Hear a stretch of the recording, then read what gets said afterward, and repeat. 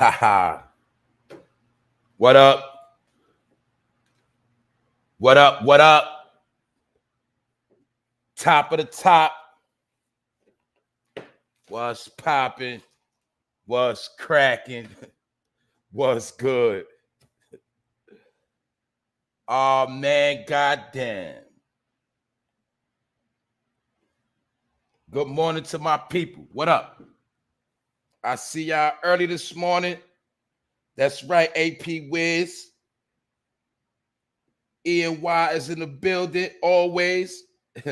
Every day, all day. We worldwide. Juicy Peach, what's up? Cyber Cypher, what up? Huey the Guard, tapping in from Florida. My boy John Shaft, what up, my brother? Miss Lay Jones, good morning. I see y'all here early. What up, my man ASAP Auto, tapping in from Minnesota. My boy Cozy, what up? And my man Alan from the UK. And my boy ABGBK all day. Y'all already know how we do. March the 1st. We made it to, see another day. And I'm going to be talking about some things today, which you already know. Y'all know I get on here, I start running my mouth. Good morning, Rondell. Good morning. How you doing this morning? My man Nate the Great, Mr. X. What up? What's popping, homie? Yeah, what it do? My man Ty Brown. What up, Ty? I see my people pulling up early. What up, Juicy? What's up, Queen from the Juice Show? What up? We back at it again. You know how we do. I told you I'd be back. But my point is this, right? Now I do my thing in the morning. I see other dudes want to come on in the morning, but it's okay. Which shows me I got undercover fans. You heard? And now I'm about to go to nights now. I'm about to switch it up. So when I go on that night, when y'all wake up in the morning, it already be here. I'm gonna switch. Whatever I do, they gonna follow. When me and P came on that night, they try to come on before us. These niggas be groupies. They be groupies. But it's all good because they think I don't see them. They think I don't know what they be doing. But anyway, I don't care. I'm just BSing right now. Y'all know I'm still coming in the morning because y'all know I gotta bring the information and I gotta bring the entertainment because people that be on their grind, when they get up, they gotta hear something that get them going. That's what I do. That's my job. When I get up and I get going, I'm gonna pull up and I'm gonna get y'all going. You know what I'm saying? Because we about our grind. We about our business. That's the difference. What up, family? What is good? Yeah, I seen Jim Jones with that blouse on. That's his little way of selling out real quick. You dig? He's trying to get some Rainbow fans. I know what he's doing. He's trying to keep that career going. But anyway, good morning to the hustlers, the hard workers, you dig, and the good parents. Salute to everybody that's doing the right thing. That's why I be talking to. I don't talk to losers. I don't care about no losers. You dig? But anyway, it's the For No Fame Live episode 116. And today I'm going to be talking about how gangbanging is played out. It is a thing of the past. It is something that is washed up. But I didn't say that gangbanging is dead because it will never die like roaches, right? But gangbanging as we once knew it, it is played out. Pick a clothes from back in the, pick a old clothes, pick Coogee. Gangbanging is like Coogee now. It's like Coogee jeans. Gangbanging is like big baggy clothes. You get what I'm saying? Gangbanging is like a 99 Hyundai. It's played out. Yeah, 99 Hyundais are still around, but it's played out now. So I'm gonna be touching on that, how gangbanging is played out. So I don't know why people still like to talk about gangbanging every day, all day when it's played out. And first of all, most of the people that talk about gangbanging, they never put in no real work. So my point is this. I'm not being no hypocrite, but I'm going to give my reasons why gangbanging is played out and it's lame. It's super lame now. I'd rather be a nerd. But we're going to get into that. I'm going to get into a few things today. But it's not really too much to get into because y'all know what's going on already. Y'all know that little beef is going on. That's really the main agenda right now. But I'm going to be touching on some other things. But definitely good morning to the people. Thanks for pulling up. Latasha Jordan, what's up? The ... Good morning. March the 1st. We made it through Black History Month. We made it through the month of trash. That's all I'm saying. Other than that, man, we're going to get into it. Because I'm not going to be too long today. I always say that, but today I'm not going to be too long. Anyway, let's talk about this situation. How gangbanging is played out. It's a thing of the past. Now, gangbanging has already been out for what? Over about 50 years. I'm gonna round it up to about 50 years. And some people still didn't learn that gangbanging not gonna get you nowhere. And what I mean by that is, let's be real. Now, gangbanging is when you out in the street and you out trying to get that money. That's the main objective of gangbanging, getting that money. Getting that money so you can take care of your people. Bringing forth unity amongst your people that was once lost.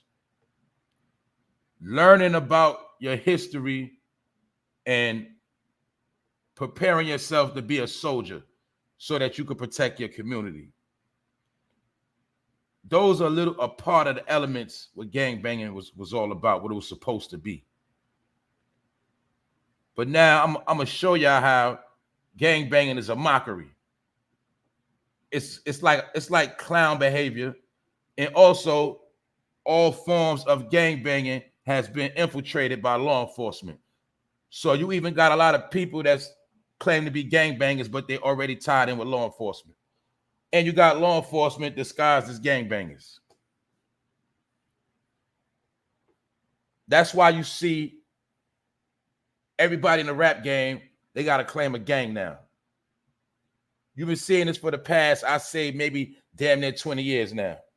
They realize in the entertainment game that gangbanging is profitable. Also, they knew they can get a lot of niggas locked up or promoting gangbanging, and they also could get a lot of people killed in the name of gangbanging.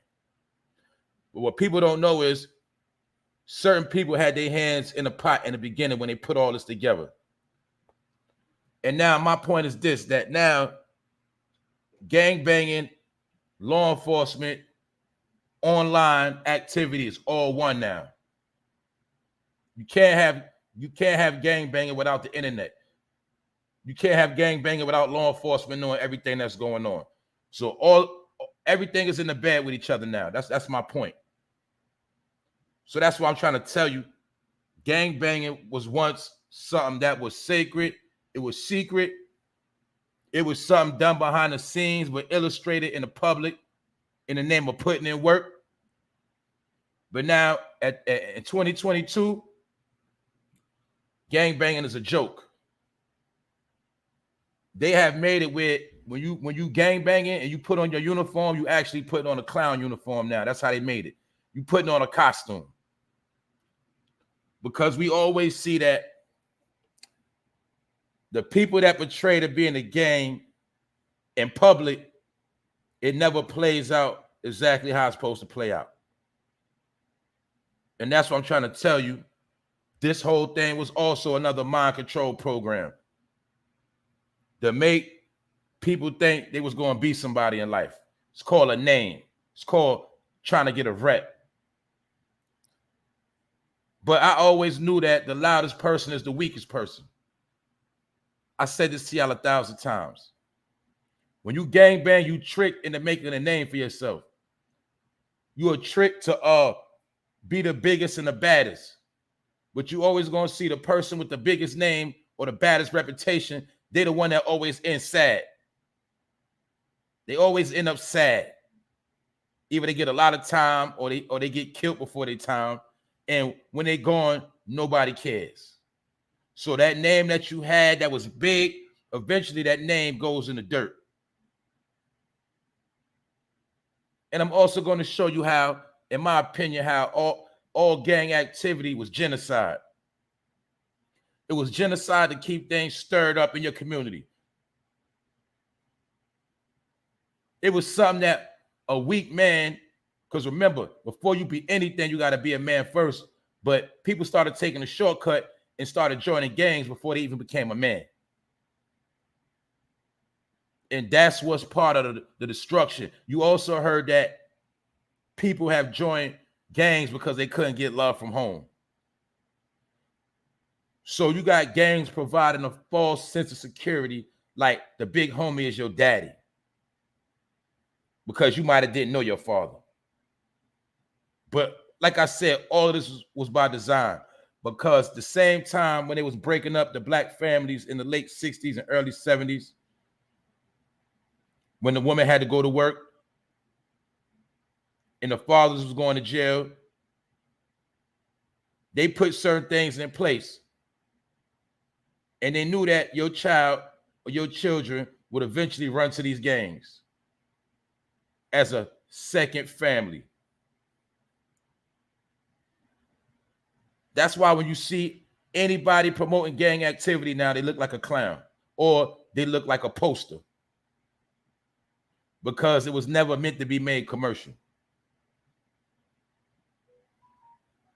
But it was something that people made positive, because remember, in the hood, we take a lot of things that are negative and we turn it into a positive.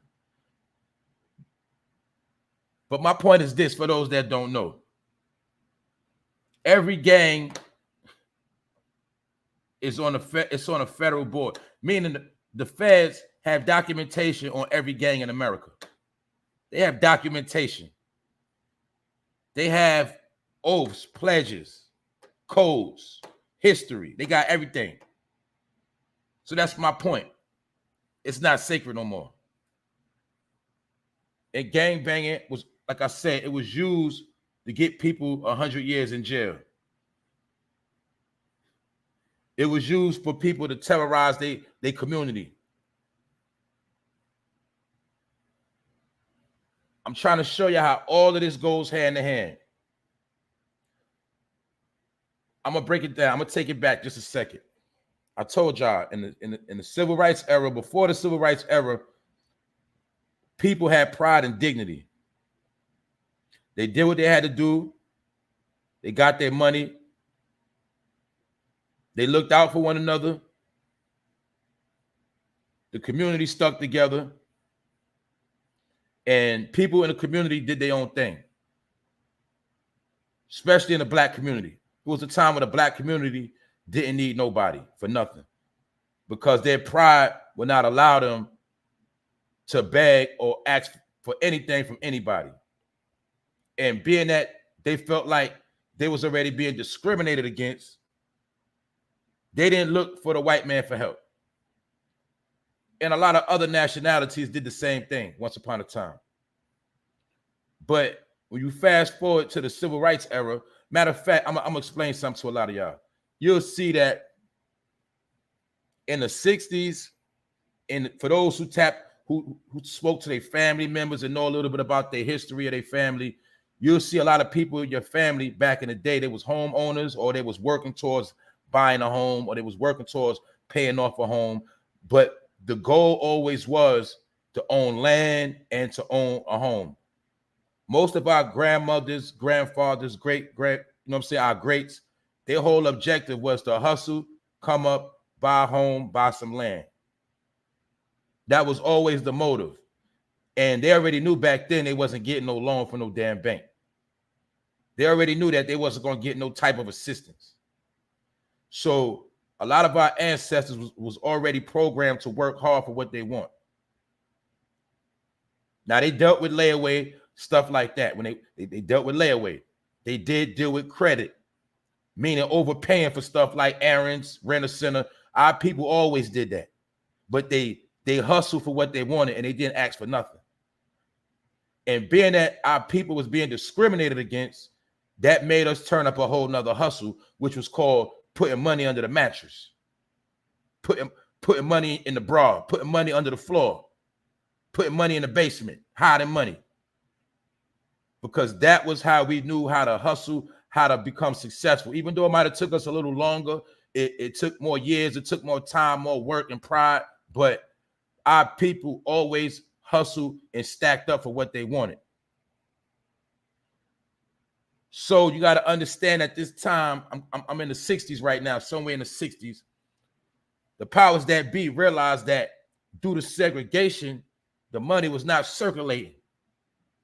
It wasn't circulating. It wasn't going into the pockets of the people that are now rich. The money wasn't going into their pocket like they wanted it to. Their commerce was not moving as fast as it does now. Because at this time, we kept our money in the hood. We kept our money in the community, and we looked out for one another.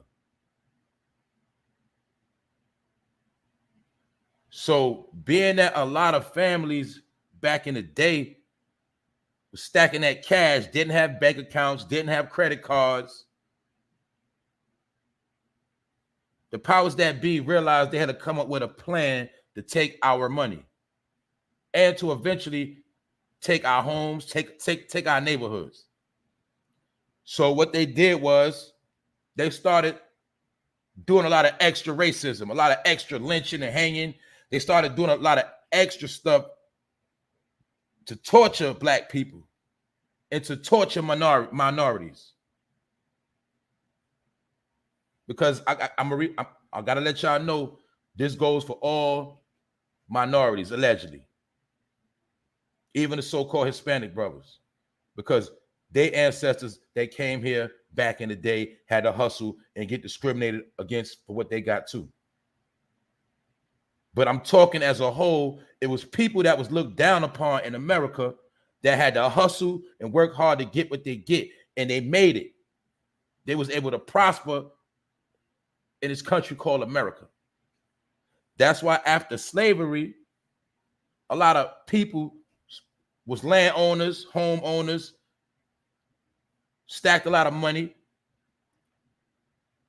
Then they came up with a thing called the Great Migration, where these corporations started building factories and warehouses, and guess who? They needed to work in them. So they turned up on the lynchings in the South. They turned up on, let me tell you something. Why you think they was burning down people's homes back in the day? Because a lot of those homes was paid for, or they was about to be paid for. So they literally was, like the KKK, that was a gang. Let's rewind it. The KKK was one of the first gangs. It was a gang of regular civilians, regular people that would disguise themselves at night and go out and put in work and destroy blacks' property. Anybody of a minority so-called race that had that bread, that was getting money, they was discriminating against them. You seen it happen in Tulsa, but it was a million different Tulsas happen in America. But that's why I want you to understand the KKK was the first haters. Not just because of race. There was actually a lot of poor people under those costumes hating on niggas, burning their property up, burning up their businesses because they did not have businesses like us. These are facts.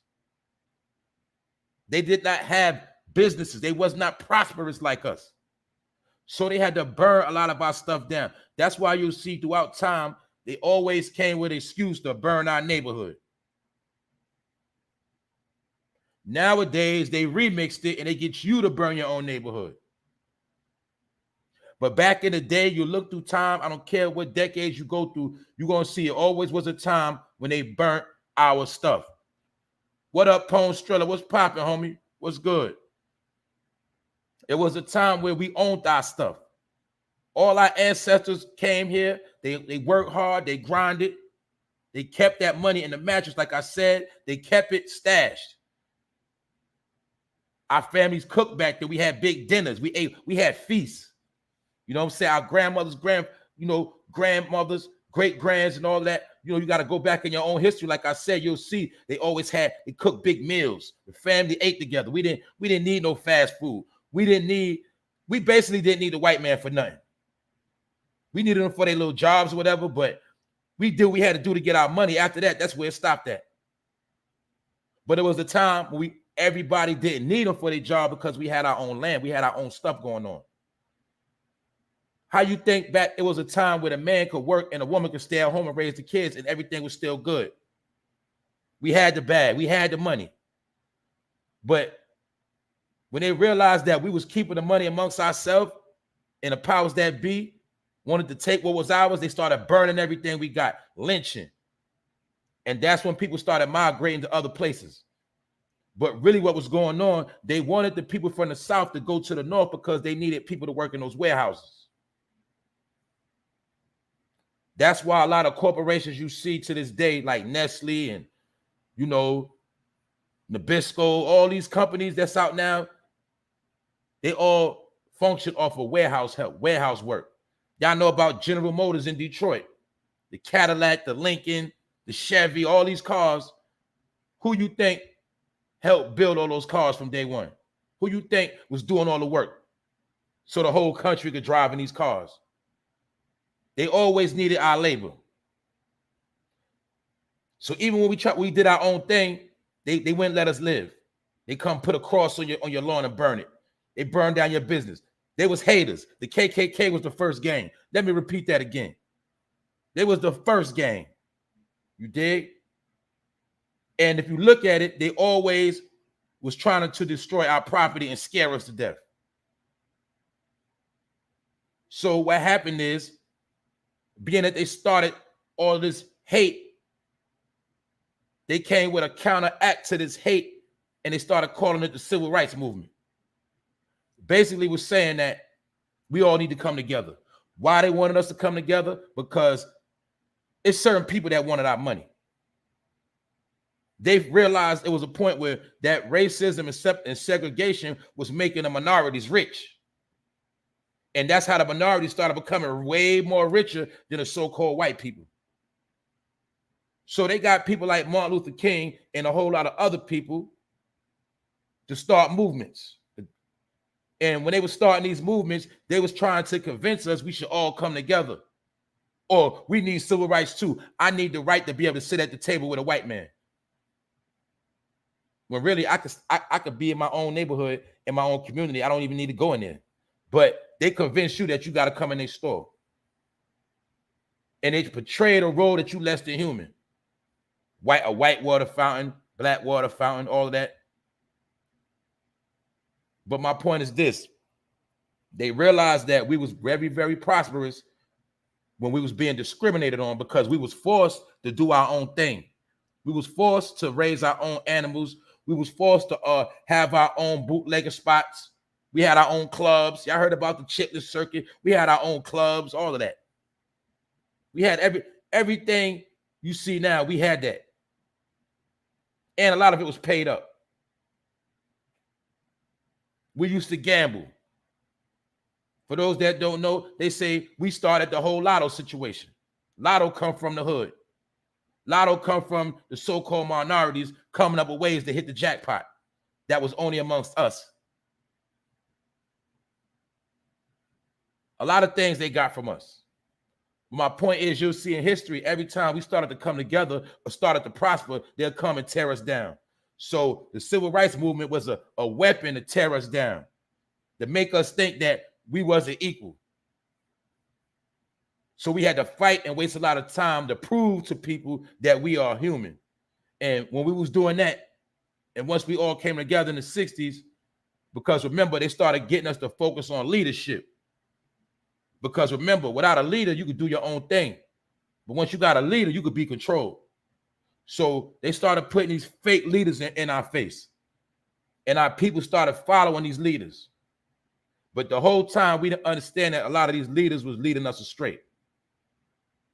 The same way to this day, every gang has a gang leader. And 9 times out of 10, that gang leader is going to lead a lot of people astray. My point of the matter is this. They knew that People like Martin Luther King was going to be your OG at that time. They knew that Malcolm X, you was going to follow Elijah Muhammad. All these different people we can go into in history, they gave you those leaders to follow you, to put ideas in your head to get you focused off getting that money. Because now you got to donate to the organization. You got to go march. But my point is this. Let me get into it. After we all came together in the 60s, when they started putting our civil rights in effect, they came up with this thing called welfare. Meaning, before that, it's always been around. Social service has always been around. It was basically to help a lot of poor white families. Because I know this for a fact, black people had pride at that time. They would not take welfare. They didn't want no handouts. And I'm saying black, but I'm not talking about just one race. I'm saying at this time, so-called minorities in America didn't want no handouts. I'm talking about Spanish, Asian, they didn't want no handouts from the government. They came here to get that money. They came up, they was always taught to get your own. But when they started welfare, which was a warfare, people started going to the government and complying to get that free money. And once they did that, they already had a plan to breed a whole bunch of people in a thing called a ghetto. And you'll see that ever since, I think his name was Lyndon B. Johnson, right? He signed the bill with the civil rights movement, and he's the one that also presented welfare to the people. So my point is this. You'll see in the early 70s, they started moving blacks and minorities into the projects. They started making them projects available to you. You always heard about how all the projects been around since the early 20s, 30s, 40s. They've been around. You always heard the story how white people used to live in them projects because a lot of that was to help them out. We was already doing our own thing. But once they integrated, or they made everybody come together, they made these projects and government assistance. They made it eligible for the minorities to get involved with. When before we had too much pride, we didn't want no handouts. So we started taking these handouts. Then they also started offering city jobs. Come work for the state. Come work for the city. Put your 20 years in. Get locked in. And all they was doing was switching the playing field. They were switching the playing field and trying to keep their foot on our neck. Because they knew when we was independent, doing our own thing, moving how we move, like untraceable. Like I said, keeping that cash in the stash. They realized they wanted us to come under their rulership, and so they can watch every little thing we do. Get us to sign certain leases that could tell you what you can and what you can't do. So my point is this. They started a thing called, we started taking food stands. We started, we started getting help. No light bill, things like that. But my point is they knew when they implemented these things, they was going to create a lazy bone in our people. A bone of not wanting to be owners. So this is when they started breeding us to be hard workers and at the same time be lazy. Work for them, work hard for them, and then be lazy when you're not working. They created a lot of this stuff. So that's why you'll see I'm going somewhere with this. At this same time, when our peoples was hard workers and became lazy working for the so-called people, then they started flooding the neighborhood with drugs. And right now I'm in the early 70s, late 60s, early 70s. And at the same time, the gang started being born. Around the same time, the gang started being born because remember, they got us in the hood now. They got us to move to these big cities. They got us to integrate, come together. Now they got us working in these factories. Now the man is trying to hustle and work his way up, but he's too tired now. Meanwhile, the kids are being born. The kids getting older. At the same time, drugs hit the community and what? Gangs. That's why if you rewind your history, you go back to the early 70s, you're going to see that heroin was the drug of choice, the top drug. Dope, dog food. They started flooding the hoods with dog food at the same time. They started, people started becoming major alcoholics. So some of the dads that was hard workers, they started getting turned out on drugs. And at this same time, the fathers started losing control of their household because they was alcoholics and they was on drugs. So what they started doing, they started beating on their wife. But the whole time they was being oppressed by the so-called white man. He had his foot on his neck, on the father's neck, and the father would come home and take it out on his family because he knew he couldn't base with the boss. He couldn't get extra with the boss because he didn't want to lose his job. So the man would go to work and take foot up his ass and then come home and take it out on his family. And meanwhile, the drugs was flowing in the hood.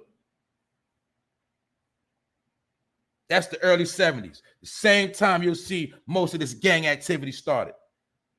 Now it's another option on the street for your kids. Why? Daddy at work, working hard for the white man, coming home beating up mama, and now the little man going outside getting love from the bros on the street. And one day, little bro said he want to kill his dad because he tired of him beating on his moms. So this is when the household started coming apart. This is when the household started getting shaky. Before that, I just told you, our families were solid. If we didn't have nothing, our family structure was solid. You heard about the story about how brothers had to share clothes, hand-me-downs. The family stuck together. They broke bread at the table together. I don't care if it was some beans and rice, a piece of chicken, a couple of steaks. They broke it up. They chopped it up. They ate together. I don't care if you had to eat oatmeal for breakfast, no cereal with no sugar, water, whatever. My point is the family stuck together, and every Sunday, everybody go to Big Mama house or Grandma house, and the whole family pull up and have a big meal. But you're going to see that it was a time where they started breaking all this down. You started seeing that when the family was coming together, certain family members wasn't coming, they wasn't showing up. Why? Because a lot of them started getting hooked on drugs, and it was ashamed to come amongst the family. You're also going to see that some of the family members started getting locked up for trying to sell drugs. And they couldn't come to the family dinner no more. So this was the start of how the family started being destroyed. At the same time, the gang started rising on the streets. At the same time, they started flooding dope on us. We know our people been smoking bud. And my grandmother told me stories about how she was smoking weed when she was young. That go back. They've been smoking what they call it, reefers. They've been smoking reefer. My point is this. Our people never dealt in heavy drugs until it was presented to us. Then let's rewind. We also heard about the stories of the mafia, the mob. And they always said that what? They will never sell dope to their own people. It's only supposed to be where? In the urban community. They were sanctioned to only sell it in our community. Why you think it was a time, for those that know history, where the FBI didn't acknowledge the mafia? They try to act like it didn't exist. J. Edgar Hoover, he turned his back on the mafia. So that means that they was allowed to do all the dirty work they was doing for all of them years. I'm talking about the 50s, 60s, early 70s. They was able to do a whole lot of dirt because long as they did it in our community, it was okay. That's why you heard the story about how Nicky Barnes, when he went to jail, he got cleaned up when he plugged in with a so-called Italian mafia boss, and then Nicky Barnes started flooding his own hood with dope. See, it was always tokens they would use to destroy your community because they already knew the households was becoming destroyed. You got to remember, back in the day, when you research or you talk to some of your family members, you always see that heroin was slaying the black community. People from Harlem know this, Brooklyn, all over the world. If you're from certain cities, hoods, you know about, your peoples told you about how that heroin had the hood in the early 70s. People laid out on the ground, needles all over the place, people ODing. And remember, back then it was the younger crowd shooting up. People was 13, 14 shooting up, 15, 16 shooting up, banging their vein. Because it was also part of the depression that was put on the people. The people was being oppressed and it made them depressed.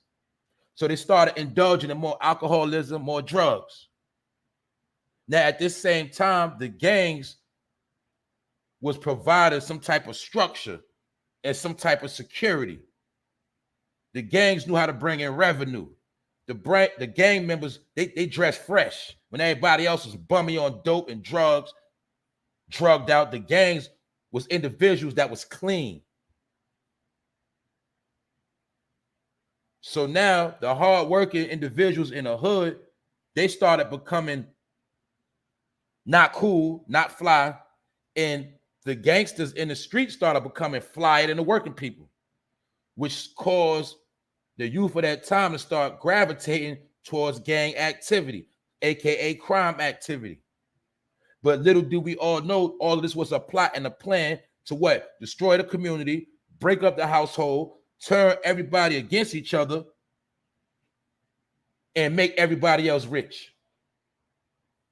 That's why to this day, guess what? The mob still exists. They all legit now. Most of them are legit. Those 5 crime families you heard about, all those crime families, they still around. They just legit now. They run internet pages. They got their hands in a whole lot of stuff. I'm not going to get into all of that, but they still around. It's just that they all legit. That's why for those that, I'm going to say it again, for those that, and I'm going to tell you this, if you notice, they about to bring The Godfather back out to the movie theaters now. The enhanced version of Godfather. And if you watch Godfather, if you didn't, everything I'm saying, they'll show you in The Godfather. And my point is this, you'll see in The Godfather, Michael Corleone, at one point, you'll see that his whole goal was to start a nonprofit organization, aka become legit. And they showed you how their families was already on the crime families was always in a pursuit of becoming legit, but they was doing it at our expenses. Because as long as the hood had chaos, they can get paid off their drugs and send their kids through college. And their kids will later on become government officials, police officers, the same ones that's beating your head right now. A lot of their fathers and grandfathers was in the mob. A lot of their family members was in street activity. But they knew that they wanted their kids to have a better life than them, but they used our community to their expenses. We always heard the story about we're not the ones bringing in the guns and the drugs. Well, who you think was giving us the guns and the drugs? And if you had people like the mafia controlling it, where was they getting it from? But see, a lot of y'all don't know the mob always worked with the police. They always work with the police. So even though they created that whole slogan of no rats, they always was hand in hand with the police. Or they always played it off to you like they was paying off the cops. But sometimes they paid off the cops with information. That's the game niggas don't know. They always had their hands in the pot. And guess what? Certain mob figures was agents and they were sanctioned to do what they was doing. And some of them allegedly was given a G-pass by the Pope of Rome. That's why you see the mafia, in order to be a mafia member at this time, you had to be pure-blooded Italian, and they had to be able to trace your roots back to Sicily. Y'all know what I'm talking about. You had to be full-blooded. My point is your records had to be traced. And then you were sanctioned to come to America or do your thing in America and basically do whatever you want, long as you do it amongst the blacks and Latinos and every other nationality that's not us. And that's why you'll see that in so many different ways we all built this country, but a lot of things people don't understand. The country was actually built off our backs. I know a lot of y'all saw Cocaine Cowboys with Madame Griselda, how she was moving that work through Florida, Pablo Escobar, moving it through New York, all of that. Then they sat back and told you that half of the businesses in Miami, banks to this day, came from drug money. Who was moving those drugs in the hood? Get it? Which made all, so when you run to Miami right now and you on that beach, just know that half of that was built off of drug money and bloodshed. That's the American way. That's how it was structured. But guess what?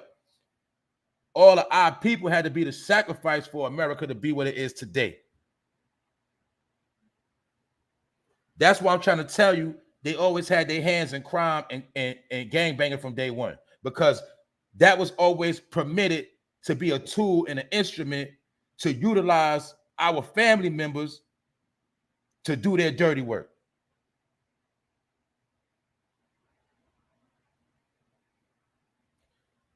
All of this is illustrations, meaning all of this, some of this stuff is sanctioned. I'm going to show you something else. Why you think I'll show you this? Only certain gangs get indicted and certain gangs don't get indicted. And I'm talking about major indictments. It's certain gangs always get indicted, and there's certain gangs that barely ever get indicted because they know what's going on. They know the ones that they control. Let's rewind some more. We heard about the book by Monster Cody that came out. The 8-Trade Gangster Crip from California, the book Monster that came out. And just so happened, when that book came out, the people that had their hands in starting New York Blood, they read that book. I read that book as well. It's a very good book, very interesting. But what a lot of people don't know is that whole book was promotion for gang activity. That whole book was promotion. And that book also should have told people back then that you got to remember something. In order for that book to come out, it had to be sanctioned by who? The government.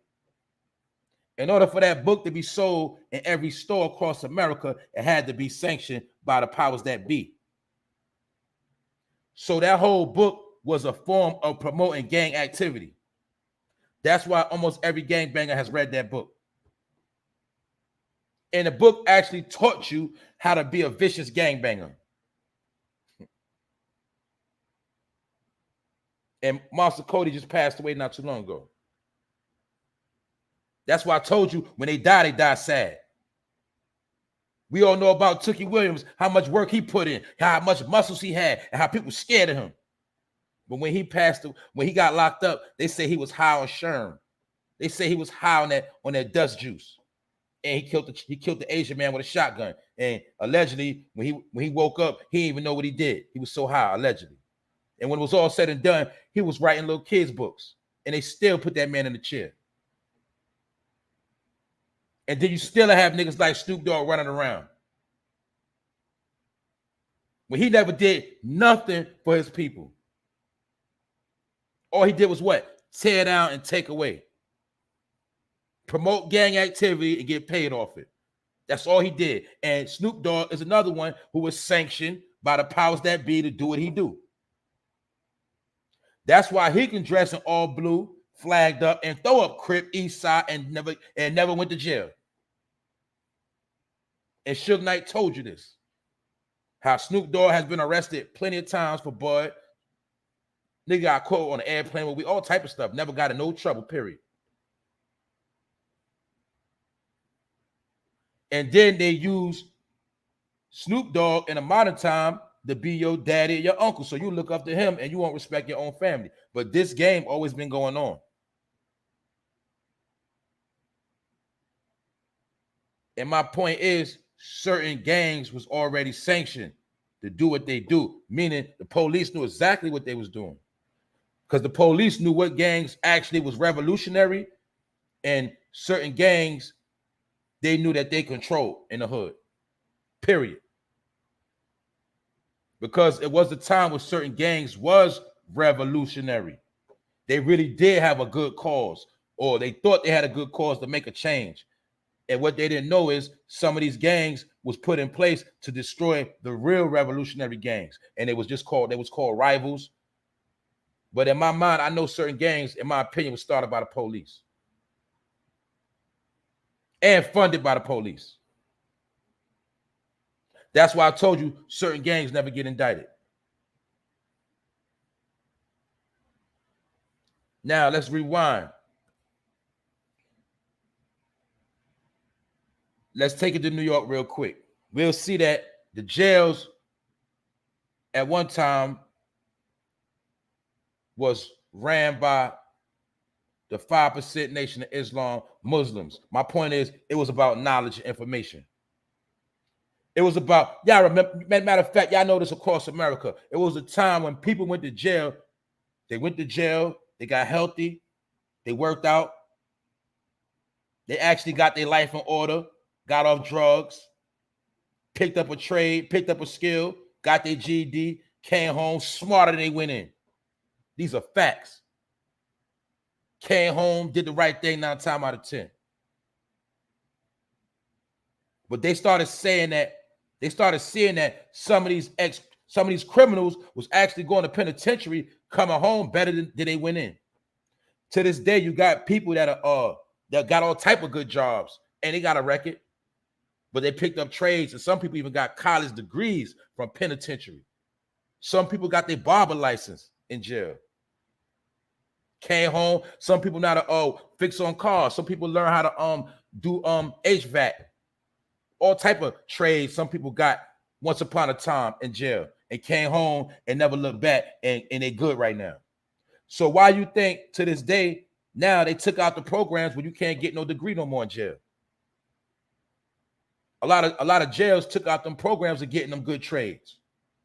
And what did they do? They increased the gang activity.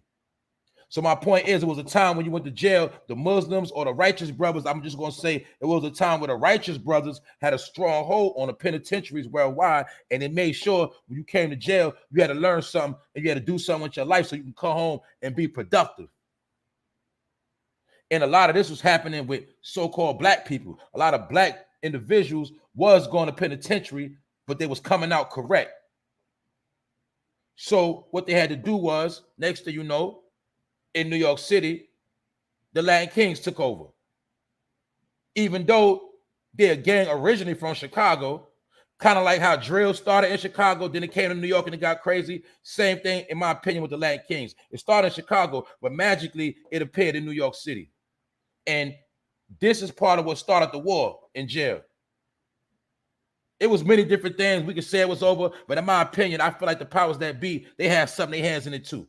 Because I heard the story of how COs was giving brothers knives and blades to put in extra work and turning their back. And then you see it was a regime change. You see that the guards and Muslims didn't run the jail no more in New York City. You see the Latin Kings took over. Now, was it by design? I don't know. Then fast forward, when they wanted to get rid of the Latin Kings, they started promoting the blood activity. And they let the Bloods allegedly and Latin Kings go to war. But the whole time we know now that that was nothing but brothers fighting each other, but the powers that be let it go on, which started a war and a back and forth and rulership of the jail. And meanwhile, while everybody fighting and banging, they taking away the programs.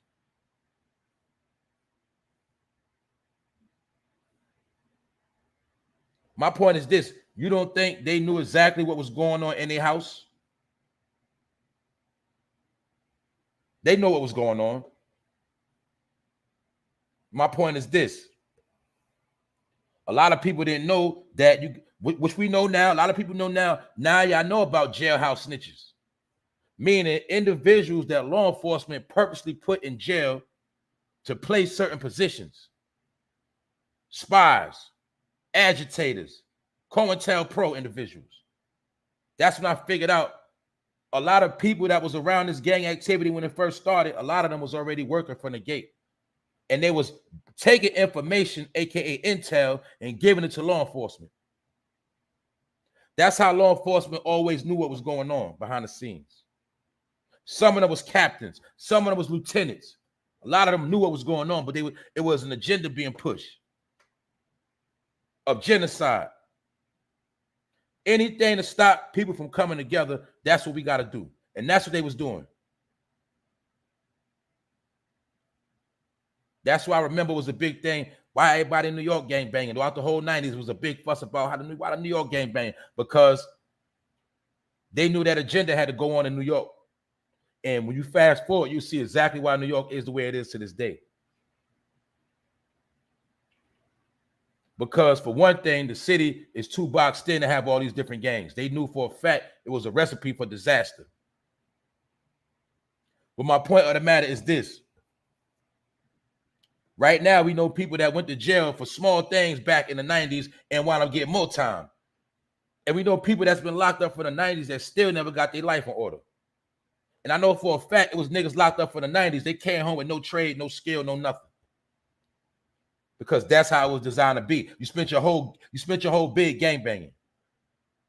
You spent your whole bid moving around, moving from prison to prison, shanking, stabbing, cutting, fighting, and the whole time you ain't accomplished nothing that was going to help you once you came home. And that was all by design. That's why I told you, whenever people come to, whenever the gangs are called a truce, they'll send an agent to disrupt that truce. They'll let an agent go cut somebody on purpose and start the war back up. Or in the street, they'll smoke a nigga to get the beef back cooking and then blame it on another gang. Man, they showed you that in Warriors. I watched Warriors the other day. Remember Cyrus had the big meeting with all the gangs. They had a truce. And he had the city calm. And then that bogus gang shot Cyrus and blamed it on the Warriors. And the whole truce got broken up and everybody started fighting. That's what they've been doing. They were showing us in that movie. That's what they always going to do. Whenever the gangs come together, they'll send some agents out. And I'm going to show you something else in that movie. You'll see the part where the nigga that shot Cyrus, he made a phone call and he said, yeah, it's been taken care of. But what people didn't understand is he was talking to the authorities. He was talking to law enforcement. And you also going to see in the movie Warriors, when they had the big meeting, soon as the police started pulling up, that's exactly when he shot Cyrus. To show you that law enforcement knew what was going to happen the whole time. My point is this, man, the police, they dirty. And they always going to send somebody amongst your gang that look like you to disrupt the gang. So that's why I'm trying to tell you, gangs are never going to work no more. Gangs are played out. And they've been having their hands in it for a long time. They also showed us in the movie, what? Brooklyn Finest. When Don Cheadle was faking like he was locked up, he wanted to get close to Wesley Snipes. He acted like he was locked up. He was working the whole time, but he was in penitentiary in New York City doing a fake bid. The whole time, he was working with Intel. Why you always think they told you the jail control the streets? Why you think, we had this conversation, why you think when people get locked up or they take down the gang, they always say, we would like to thank the correctional facilities. We would like to thank this agency, that, but they always incorporate the correctional facility because that's where a lot of the information comes from. So if they put jailhouse snitches and informants in the penitentiary, they'll know everything that's going on the street. The same way they got some of these same individuals online right now. So that's why I'm proving to you they got the snitches in jail, working with the snitches online, working with the snitches in your neighborhood, and they all working. Therefore, I'm telling you, gangbanging is played out because it's already infiltrated. They showed you that with Tekashi 6ix9ine. What up, Spot 'em, got him? What up, bro? The family is in the building right now. I'm about to close it out, this part right here. But I want to show you how whenever we try to truce up, they always got something started back up again. Always. So that my point is this: we can't have nothing in peace, period.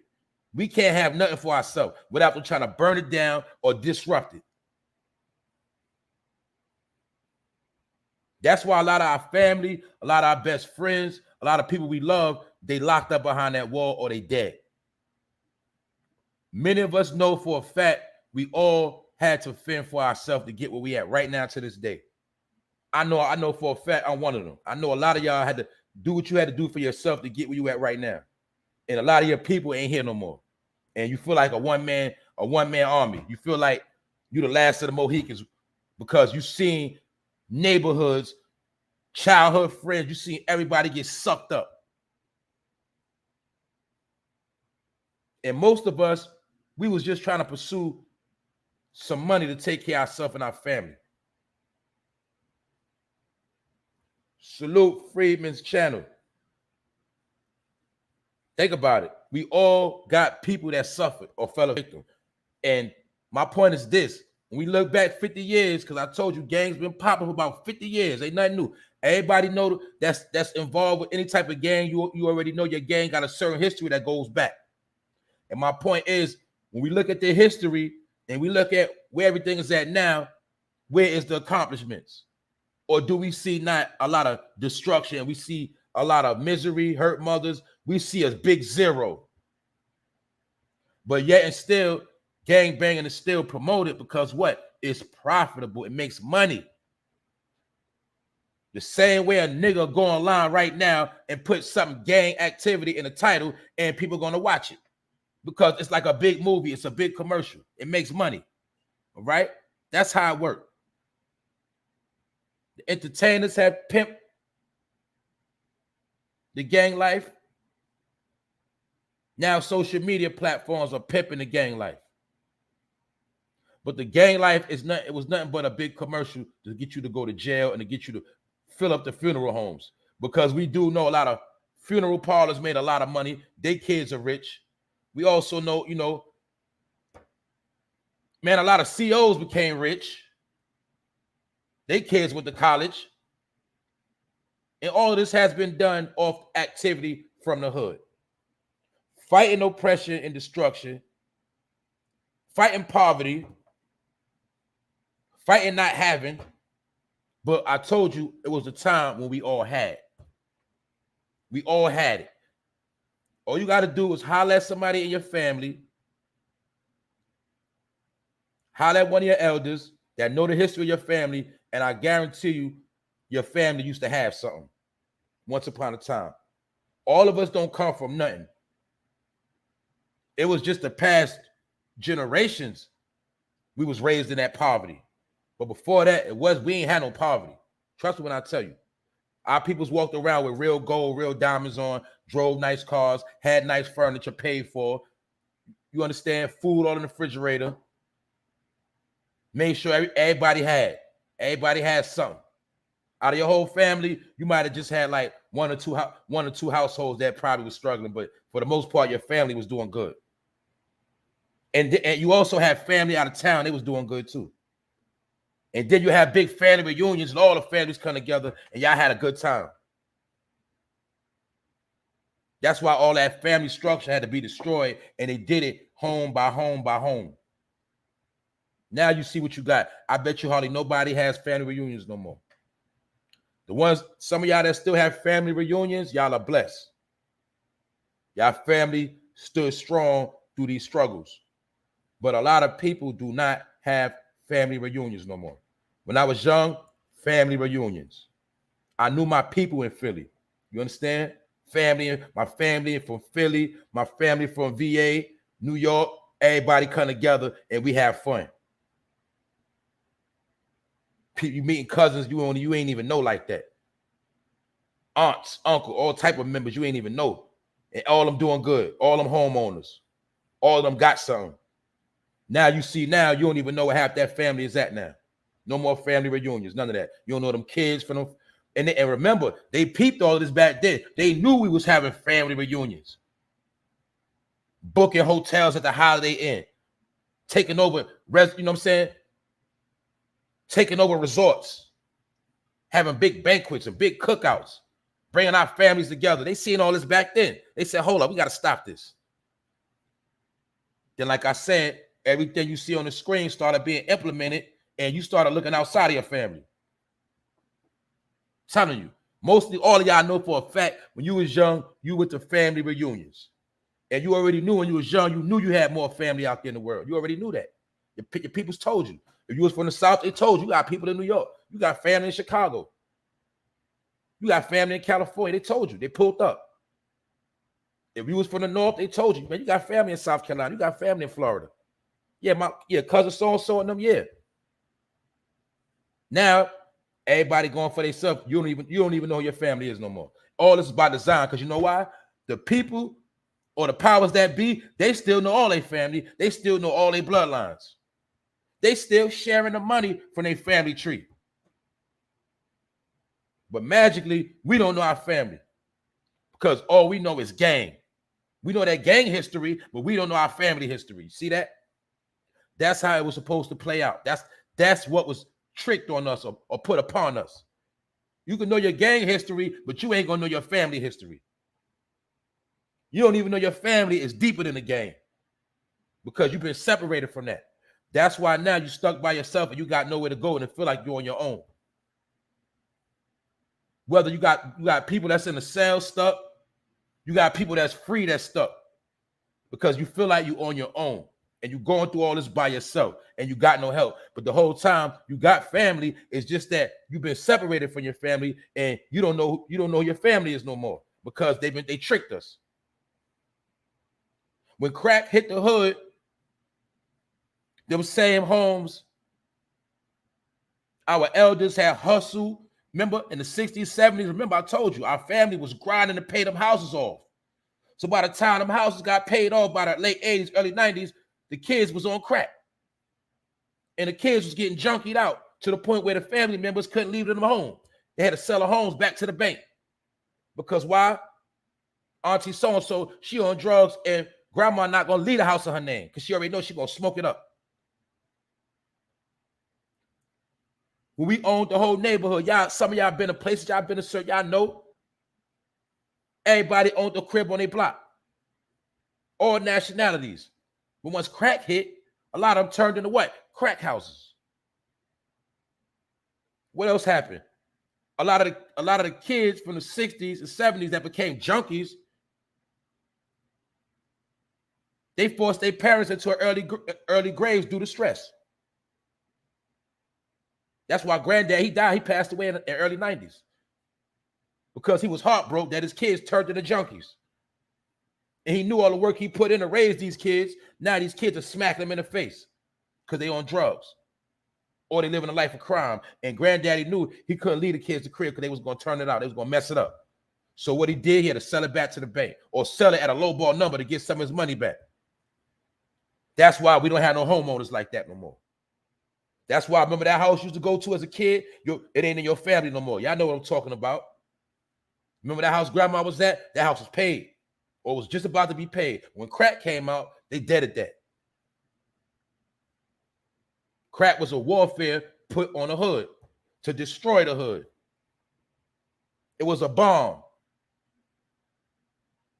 I just told you about how in the 70s, it was the heroin, it was the dope. When a certain generation came up and knew, man, they ain't messing with that dog food, man. That's for them junkies. They said, all right, for your generation, we're going to put crack on y'all. We'll introduce y'all to smoking woolies. Then some of y'all started smoking woolies, putting crack in your weed, and you got turned out and graduated to the pipe. And then when you started smoking, hitting that pipe, you went on a mission for 10, 20 years, and some of y'all just now coming back. And now your family dead. You done killed your parents, broke their heart. Man, all of this was by design. Chemical warfare. Somebody had to be shown how to put the baking soda in the pot with the white, to whip that, with the water, whip it and make it turn into crack. That had to be taught. So let's look at, we can see now that what? Crack cocaine was taught because it was trendy. It was trending in America, and everybody wanted to know how to cook up that work and how to get some money. The shortcut. But before you see New Jack City, a lot of y'all didn't know nothing about that. So when your people see New Jack City and other movies that was put in the hood, you started trying to be Nino Brown. And you felt in your chest that you could make it big one day. All you got to do is learn how to cook up that work, go outside, stand on the block, and you're going to get some money. Now let's rewind and look at everybody that was trying to be Nino Brown, where they at right now. Nigga, we even seen Nino Brown go to jail. We even seen Wesley Snipes get locked up for not filing his taxes. You get what I'm saying? And that whole movie taught you about betrayal. Remember how Nino and G Money was best friends, but as soon as it came down to selling that crack, they became worse enemies. They started hating on each other, putting guns in each other's face. Before that, they was best friends. And then that same movie called New Jack City, we see that same movie play out in the hood everywhere across America. It was a commercial. It was promoted. Because I told you, what they say, anything you want to hire from a nigga, you put it in a book. Anything you want to promote to a nigga, you put it on a movie screen or you put it on a rap song. That's why you know about choppers. That's how you know about what all type of guns is that you never seen in your life. You never shot. That's how you know about certain drugs you never been around. A lot of y'all never been in no kitchen whipping up no crack. but you know about it from a rap song. You heard about water whipping, but you ain't never did it because you heard it through entertainment. You never in your life seen a Newport commercial, but you seen people in movies smoking cigarettes. So they already knew whatever they want to promote, put it in a movie, put it in a rap song. That's when niggas like Snoop Dogg came in handy. Rewind to 92. Right after the Rodney King situation, who pops out? Snoop Dogg. Now we're going to promote these gangs. Now we're going to introduce the world to these gangs. That's how we're going to break up mad communities. That was peaceful. They say that the Crips was sanctioned to go from California to the Ohio River. That's why you see him banging in Little Rock. That's why they was banging out in Kansas, Denver, Texas. Man, they've been banging since the 80s. But they really started turning up in the early 90s. Late 80s, early 90s, you'll start seeing when the crack came, the crack selling and the gang activity stepped up to another level. And all of this was planned to tear down communities of homeowners. That's when we started seeing what? People in the suburbs gangbanging and dealing in crime. Who are the people in the suburbs? Man, those are the people that made it out the ghetto. But now we're going to turn the suburbs out. My people from New York know that Long Island was the suburbs. Long Island is not the suburbs no more because we know because of what? Because of gang activity. My point, that's just an example. Anywhere you from and that's listening to this, you know for a fact the suburbs of your city got turned out and they got gangster. That's part of what I'm trying to tell you why gangs started becoming lame. Because gangs was designed to get out the hood, but once you started seeing gangs in the suburbs, or people who already made it out the hood still gangbanging, that let you know it was already over. It's like how the Fresh Prince of Bel-Air, because remember they brought that back out too. He left Philly to go to Beverly Hills. So why would you leave the ghetto to go to a certain area that's nice and start gangbanging again? Or my point is this: they put gangbanging in the suburbs because they don't want the people that made it out the hood to live in peace no more. And they wanted to tear their community down to lower their property value. Because remember, wherever it's drugs or crime, it lowers the property value. So every time we become homeowners and business owners, they always found a way to tear it down. I just told you that from the KKK days. We built businesses, they burnt them down. They made it hot.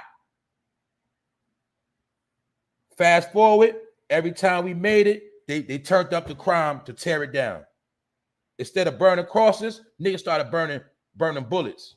Niggas started letting loose guns in front of your store, killing niggas outside your store, selling drugs in front of your house, leaving niggas dead in front of your house, lowering your property value. So what? You'll want to move.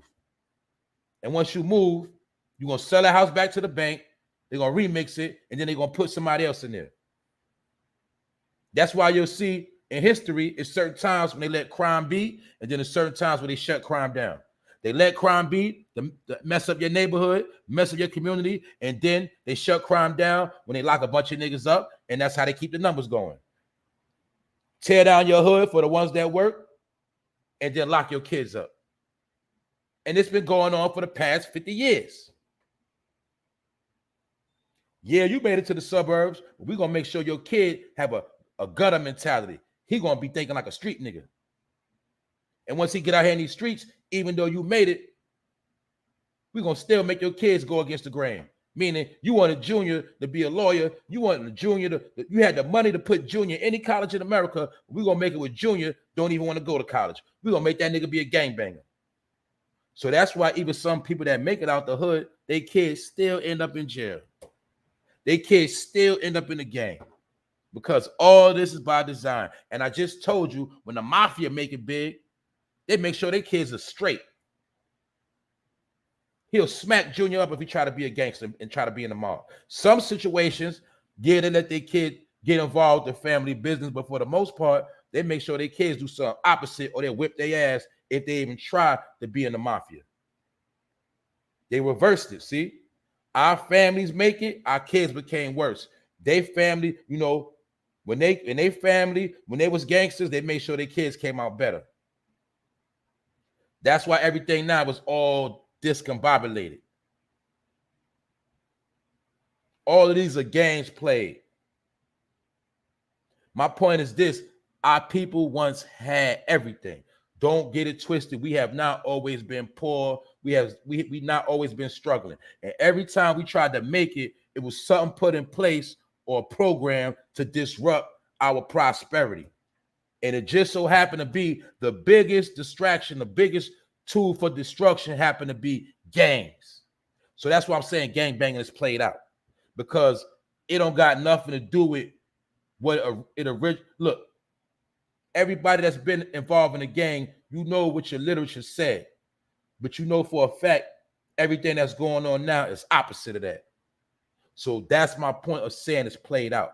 I'm not preaching no sermon. I'm not sitting here being anti. I'm just speaking what a lot of y'all already know. Everything you thought it was, you found out it ain't nothing like that no more.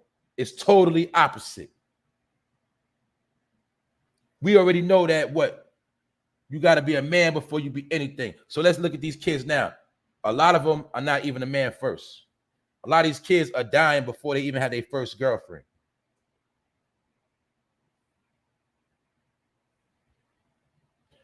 These kids are dying and they never had a childhood.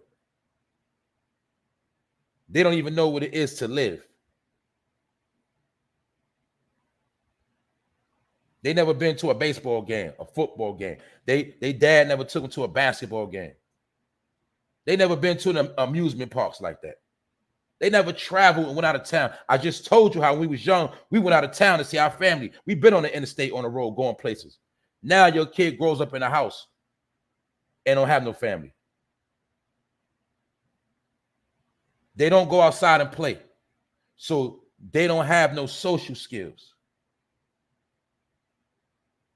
And everybody now they meet is on social media, and that's their friends. That's how they Google about any gang they want to Google, and they can claim gang. They can claim gang now. Any child could put any gang in the search engine right now, and he could call himself a gangbanger next week. That's how simple it is now. That's why I'm telling you, gang banging is played out. You could take it or leave it. What up, One Up? It's played out. And remember, we was taught the lie that just because a man gang bangs, he's real. Or as long as he with this team, he more realer than the average man that might go to work, mind his business. If you play with him, he gonna shoot you in the face because he's strapped too. But they try to teach you that the man that work every day and take care of his family is the sucker. Y'all saw that when they taught us that in Bronx Tale, when they said that the working man is a sucker. And that child didn't want to respect his daddy because his daddy rode the bus. So the son, Caligero, wanted to follow the mob. And that same man he looked up to got his head popped off. Remember? They were showing us back then. A lot of us turned our back on our family members to worship an OG. And what happened? 9 times out of 10, that OG you thought was thorough, in the end, he got his head popped off. Or he was the gangster you thought he was. And you went against your whole family for this particular gang member. They show you in a movie first, and then they'll let you play it out in real life. And meanwhile, everybody's going to the bank cashing out. So that's why I'm saying that gangbanging is played out. It's not dead. It will never die. Because you know the saying, we don't die, we multiply. Y'all know the saying, it's never going to die, but it's played out. It's a lot of things that never die, but it's played out. You get what I'm saying? They still make Lee jeans to this day. You can wear a pair of Lees if you want to, but Lees are played out. I'm just giving an example of where we at right now in a new world. Gang banging, when you hear the word gang banging, you might as well automatically put law enforcement with that word because they go together. It's nothing that goes on now in gang banging activity that law enforcement don't already know. And if they don't know it, somebody will gladly tell them. It's called intel. It's called infiltrators, spies. That's why, like I said, let me rewind it. The agent is the nigga sometimes that'll do the most gangster shit you ever seen in your life, and that nigga will never go to jail. It's the nigga that's locked up that might slash a whole bunch of people. Wild out. You think he crazy, you think he in a box, but the whole time, you don't even know that nigga went out the back door. You thought he was in the box, but that nigga been somewhere else the whole time. You don't even know that, because that nigga was working the whole time. The nigga that you thought ran the block, that shot the whole block up, you don't even know he telling on everybody. That's why he never go to jail. Because they got people in play that sanction to do what they do. If you can figure that out, you'll know what I'm talking about. And a lot of y'all already know what I'm talking about. That's why to this day, it's niggas that can walk around and claim big homie in certain gangs, even though thousands and thousands of people have died. Thousands upon thousands of people are in jail, and you still got niggas who walk around, put their face on Front Street, and still be proud of who they are and still promote it. We're going to talk real talk right now. Now, if you a real nigga, if you are solid, if you really know you real, I'm going to be like this. Look, I'm going to talk to my people that know for a fact they put in real work and know they really got down in them streets. Y'all the same brothers that really, really know some of that work you put in, you really, really ashamed of right now. And you would not ever promote the real work you put in. But you're always going to see is certain niggas that do the most promoting. 9 times out of 10, they didn't put in no real work. But one thing I guarantee you, they are responsible for leading a lot of people down the gutter. And I guarantee you, there's a lot of people dead because of them. You get what I'm saying? The loudest one is always the weakest one.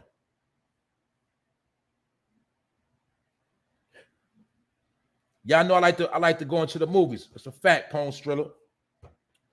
Y'all seen Shotters. You seen the one that put in the most work, did the less talking. Who? Mad Max.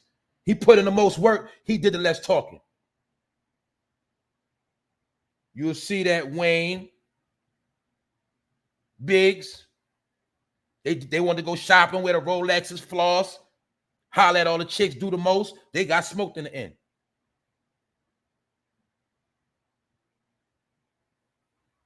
My point is this. Certain people always been put in place to do what they do. Some of them did a job well done. That's why they still out here promoting gang activity. That's why they still proud to claim a gang, and these niggas know damn well they in their late 30s, early 40s, or 50s. Ain't no real man that really survived some shit gonna be proud and bragging about what he been through. And for those that don't know, a lot of people have been released from federal penitentiaries. A lot of people are in a new federal program where a lot of federal inmates have been released. That's why you see a lot of these old heads coming home, and you see a lot of niggas that's supposed to not be home now. Because it's a whole nother program going on. That's why I'm trying to tell you the game is over. All right? Because a lot of these inmates that are coming home, no disrespect, a lot of them have been broken already. A lot of them was broken. A lot of them are ready to comply, and they're ready to come home and play certain roles. And part of the roles they're going to play is making sure the youth don't come up, making sure the hood stays in chaos, and some of their job is to make sure things never still come together. Salute, James. Salute to the chat. My point is this. I'm trying to tell y'all, man. Let's rewind it. It's certain people, for one, they're not supposed to be home. For two, it's certain people that did come. They had a release date, but they came home early. And now you'll see the main people that I just named in above two, they the main ones campaigning. When the real individuals I just told you who put in the most work, who really did certain things, they're not proud of it, they laying low. They don't want to be seen. They don't even want to talk about this old stuff. because they know they put in real pain and they know they cause a lot of mothers tears. Let me say this. Anybody that really put people in the ground or really are responsible for putting people in the ground, they're not proud of that. Once they get older, know they got kids and know they got, they got family. But when you see that dumb nigga that's proud of everything he did and done, just know that that nigga's actually proud of the good work he did. And a lot of time, that's the same nigga that's already working. Trying to tell y'all these niggas disguise it in many different ways. But my point is, just to touch on them topics, gangbanging is played out. Anytime you see it on the internet, you see people throwing up gang signs, you see people so-called putting in work, they're coming back online telling you the story how they put in work, it's over. You already heard about how law enforcement said they're going to be tapping into everything. So my point is this. If you, look, man, if you never really put in that work, put it like this. The gangbanging train is over with. It's past already, all right? If you wasn't doing it when it counted, don't promote it now because it's played out. That's all I'm saying. If you made it out the game, be happy for where you at. Thank God that you're in a position to still live your life. But don't be out here trying to promote it like you made some major accomplishment, because at the end of the day, the whole shit is really embarrassing and sad. For the simple fact that it was a tool used to destroy your own people, to provide a fake sense of security, but at the same time, used as a token to destroy your own family.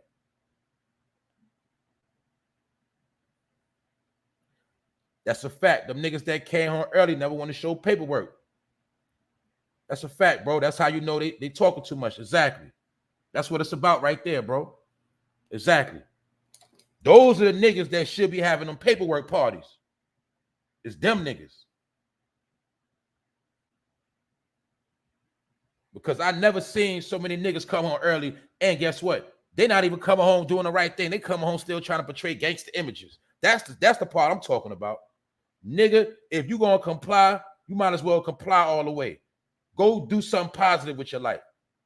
Don't try to do a bid on one hand, come home early, and then try to get clout of coming home early. I don't get it. If you cleaned up your life, you cleaned up your life, but you can't have it both ways. And you're not no leader. A lot of you niggas, y'all not no leaders, all right?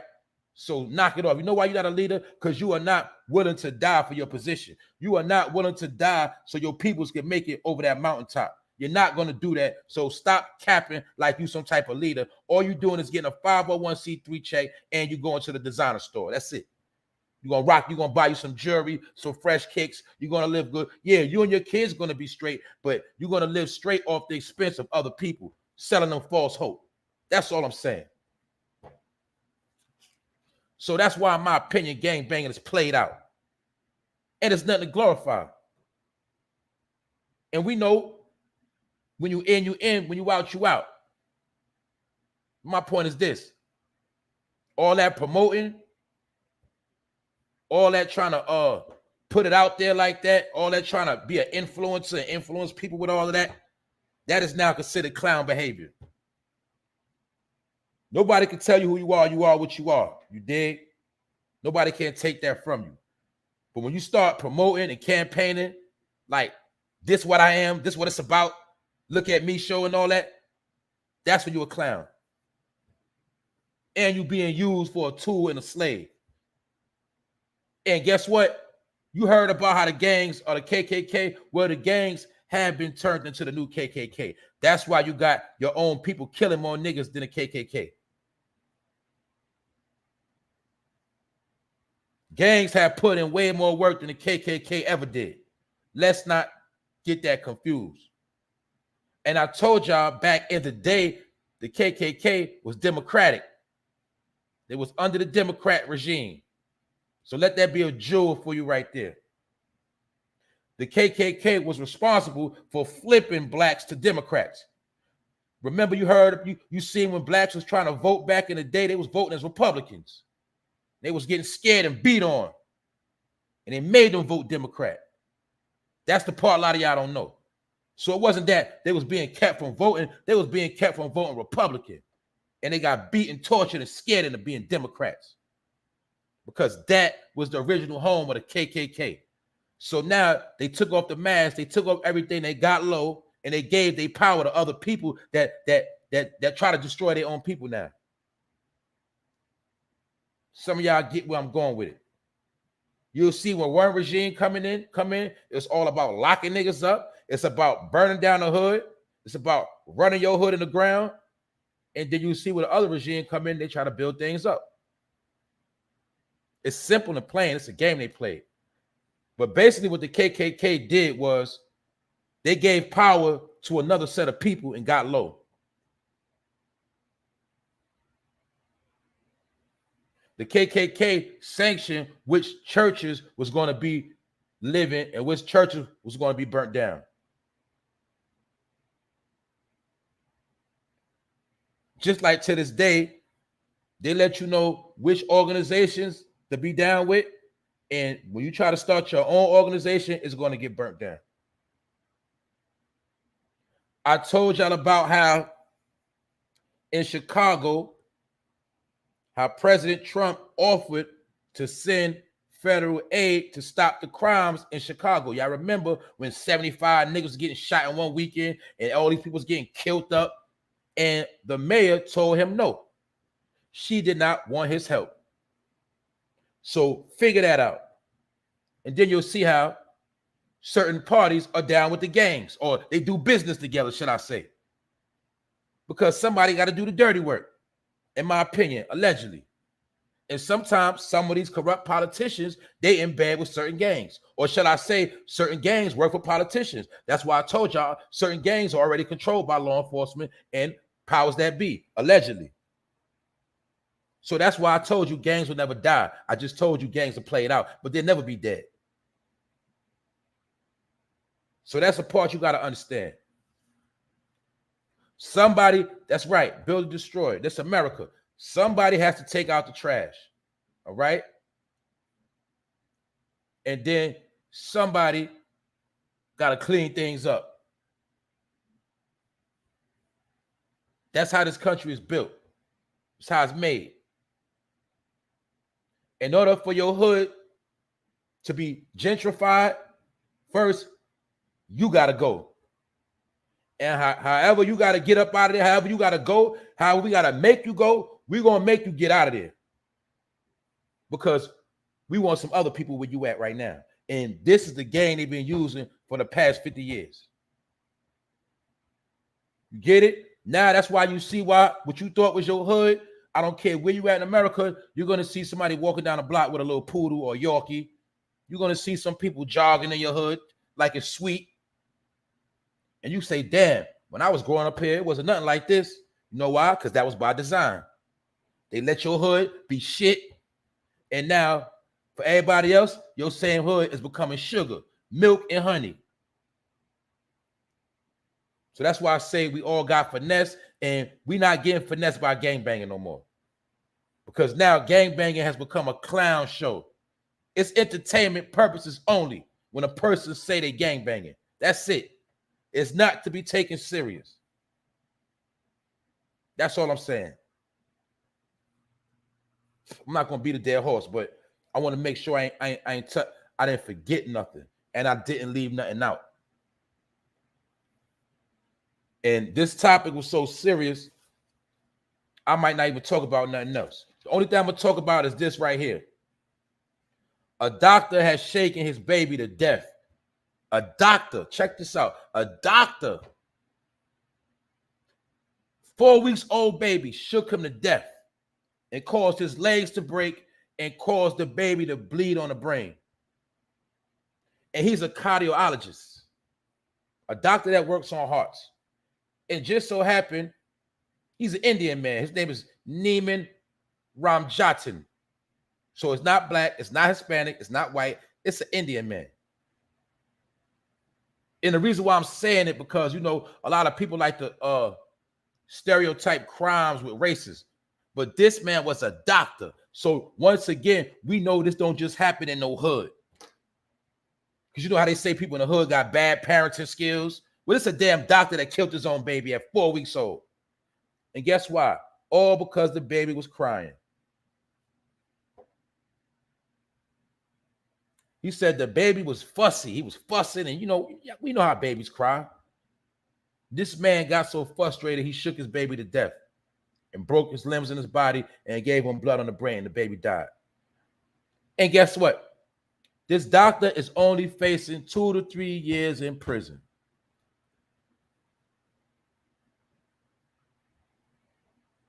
So what y'all got to say about that? If one of y'all didn't see a baby, you'd be in jail for life. This man shook his baby to death, and he's a college graduate. He's a doctor. So that's why I be trying to tell people, you can't put everything on the hood. The hood got a lot of good people with principles and morals. It's just that when you from the hood, you a victim of circumstance and you got to try to make it out. This is a doctor supposed to heal people, and this nigga killed his own baby by shaking him to death. So salute to the mothers and the parents and the fathers that got patience with their children, because we see this nigga right here as a savage, and he's an Indian nigga. So let me make that clear. A nigga is an ignorant person. Yeah, he had a doctorate degree, but he was still ignorant when it came to parenting skills. Like he ain't know babies cry. And we also know what? We know for a fact he had to shake that baby so hard for the baby limbs to break. I never heard of a baby legs breaking from being shaken. And blood was on the baby. The baby had blood on the brain. So we know for a fact he had to shake that baby so hard. And guess what? The baby probably was just hungry. All the baby probably wanted was a bottle. But this man has killed his baby. So I'm saying that to say that killers come in all shapes and forms. And the hood got a lot of good people. It's just that our people have been programmed to be promoters and victims of mass destruction. So that's why I told you I'm not worried about no war, no beef overseas, because it's a war going on right here. And I also know that you got people that's doctors, so-called from the suburbs, that live a good life, and they the main ones out here killing people too. So my point is, eventually everything is going to smooth out. Everything is going to balance out. But right now, we got to understand and determine what's right from wrong, what's real, and what's bullshit. Because a lot of niggas are selling you bullshit, so don't buy it.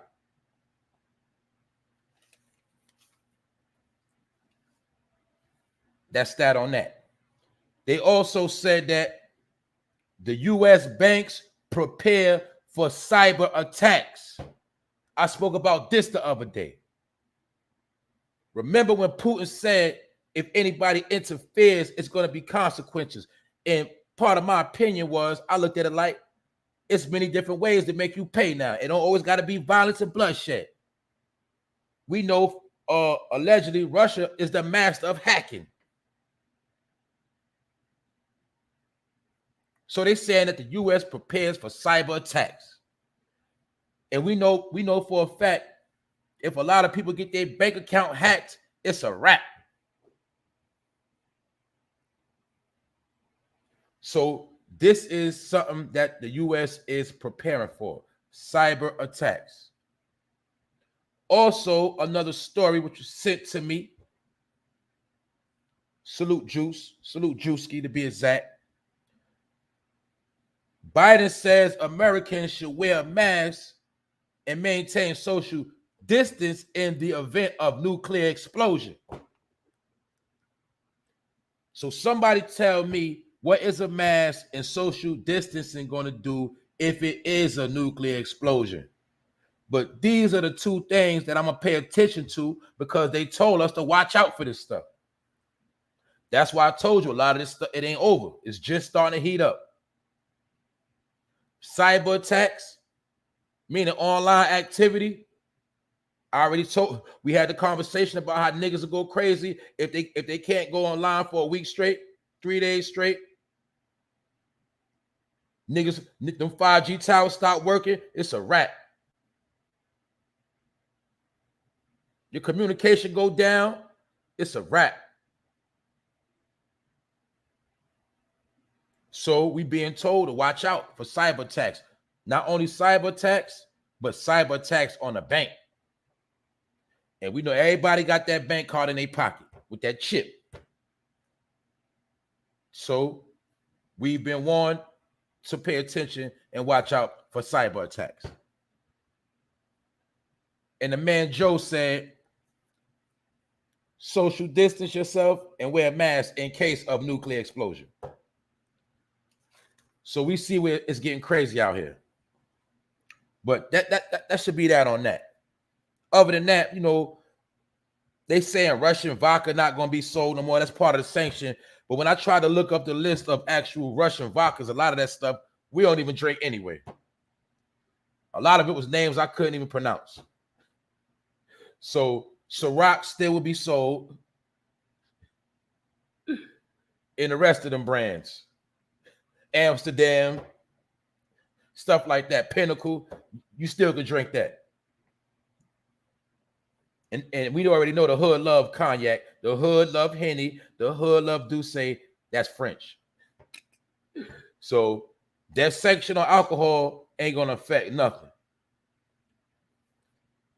Other than that, I touched on just about everything, man, that needed to be touched on. That's serious. Another thing is Target is going up to $24 an hour. Right now they at $15. They're about to go to $24 an hour. That's what's about to happen with Target.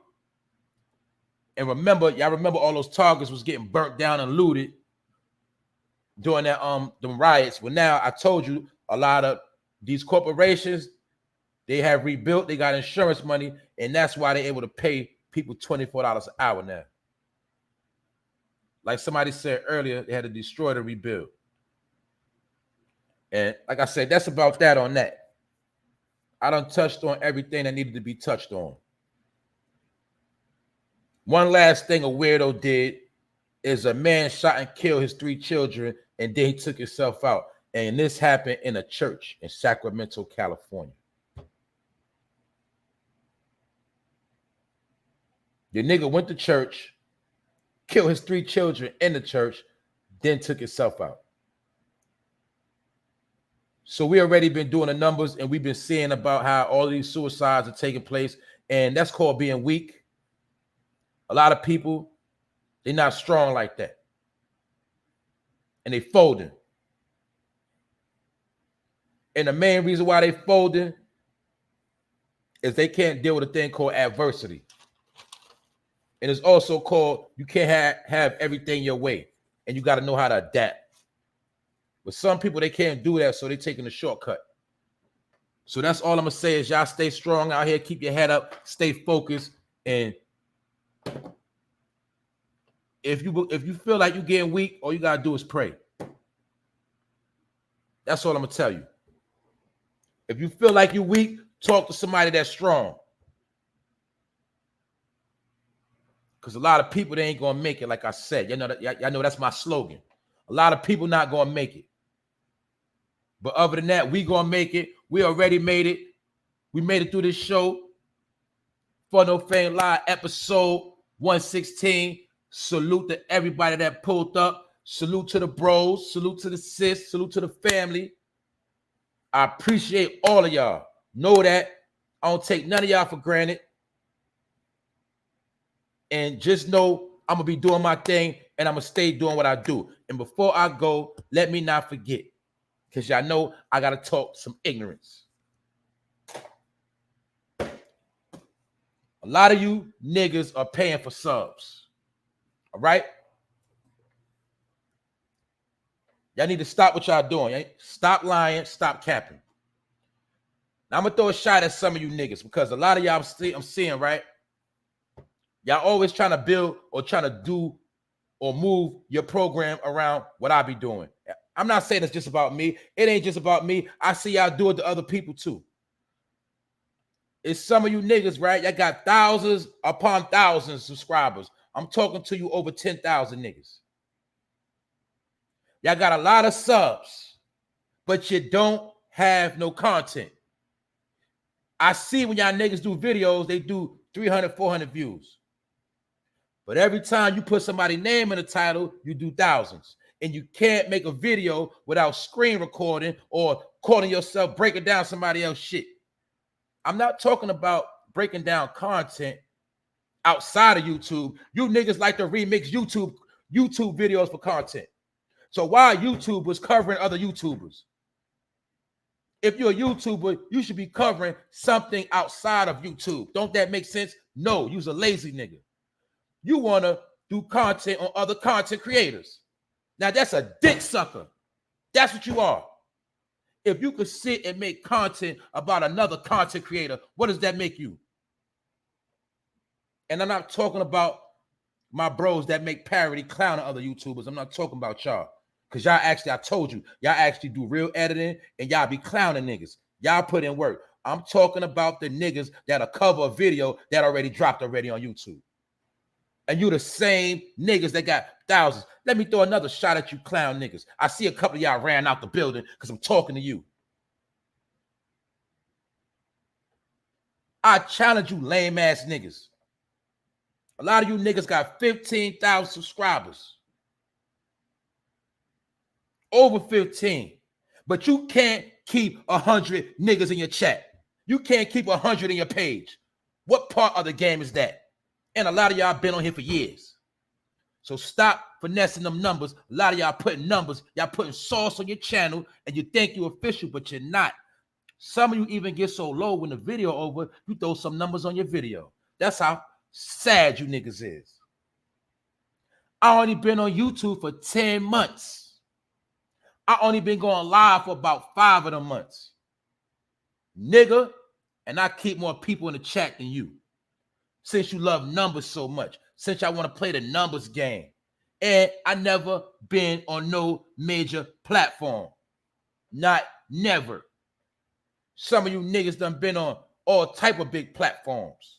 I ain't gonna say their names.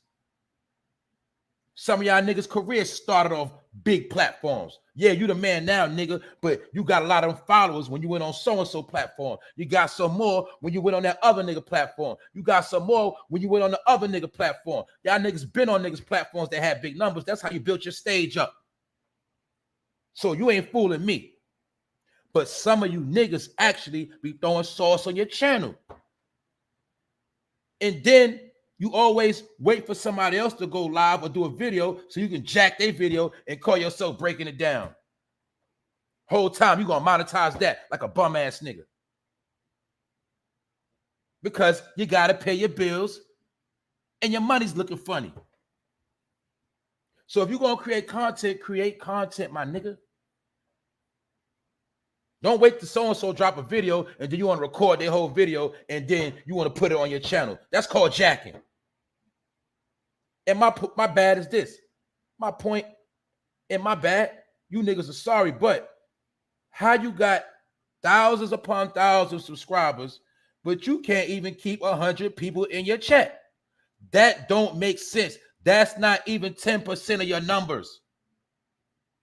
You get it? That's how we know you are lame and you are bogus.